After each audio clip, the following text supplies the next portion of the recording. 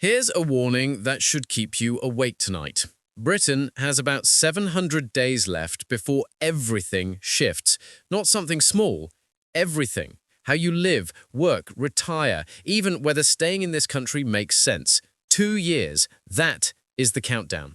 And here is the terrifying truth. 95% of the country has no idea what is coming. In the next few minutes, I will show you something that will permanently alter how you view the UK's future. Not in a casual, that's a bit worrying kind of way, in a I need to start making real decisions about my life right now kind of way. Because what I have uncovered is not one crisis. It is 6 major systems collapsing together, each one accelerating the destruction of the others like a chain reaction in slow motion. And that reaction has already begun. Most people are simply refusing to look down. By the time you finish this video, you will know what's coming, when it hits, and what you must do to protect yourself while there is still time. But you must watch to the end. The most crucial information comes last. Miss it, and you will walk into the next decade blind. Let me start with something that should have dominated every front page, but barely registered in the news cycle. Moody's just downgraded Britain's credit rating from AA to AA-. You might think, so what? Here's what. The global financial system just told the UK government, we're no longer confident you can pay us back. It is the economic equivalent of a national credit score drop. And when that happens, borrowing costs explode. Britain once had flawless credit. Now we are sliding, and the government is pretending nothing is wrong. That downgrade is not the crisis. It is merely a symptom of something much deeper. Crisis 1: Economy. Here is a statistic that should have shocked the nation but somehow didn't. The average British worker today earns less in real terms than in 2008. 17 years of life, one entire generation, and we are poorer. Meanwhile, productivity has stalled completely. We are now 20% behind France and Germany, and business investment dead last in the G7. Companies are voting with their feet. They are building their future not in Britain, but in Poland, in Berlin, in the US, anywhere but here. Without growth, everything collapses. You cannot fund the NHS. You cannot pay pensions. You cannot maintain infrastructure. Economic growth is the oxygen of a nation, and we have been suffocating for more than a decade. Crisis 2: Demographics. While the economy flatlines, our future workforce is disappearing. Britain's birth rate has fallen to 1.49 children per woman. Replacement level is 2.1. We are nowhere close. Some might think, fewer people, fewer problems. Wrong. Elderly populations are exploding. Young families are shrinking.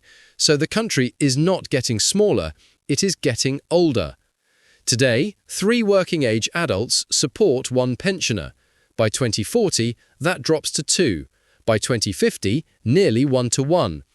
That means 1 taxpayer funding 1 pension, 1 NHS patient, 1 full load of state support. The maths is impossible.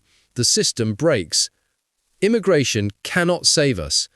To maintain the age balance, we would need 1 million new people every single year.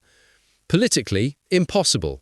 Without that, the numbers only worsen. Crisis 3: Infrastructure. The country beneath your feet is collapsing. Britain's water system leaks 30% of all water before it reaches any tap. Victorian types are disintegrating, while companies hand billions to shareholders instead of repairing the network. Roads need £14 billion in emergency repairs, money councils do not have. Give it 10 years and major sections will simply fail. HS2 was supposed to redefine transport. Now it is a punchline. Hospitals, £11 billion in critical repairs needed. Ceilings collapsing, operations delayed because buildings are unsafe. Infrastructure does not collapse overnight. It enters a death spiral. Too expensive to fix, further decay, even more expensive to fix. Several critical systems are already past that point. Crisis 4. Social fracture. A child in Blackpool will live 10 years less than a child in Westminster. Same country, different worlds. Trust in institutions, government, healthcare, police has collapsed. When trust dies, cooperation dies.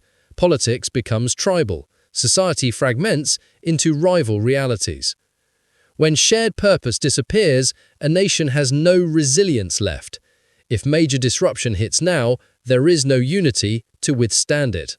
Crisis 5. Energy.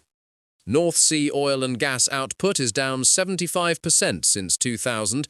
We now depend on imports. When European prices spiked in 2022 and 2023, Britain's bills tripled because we are fully exposed to the global market. Coal is finished.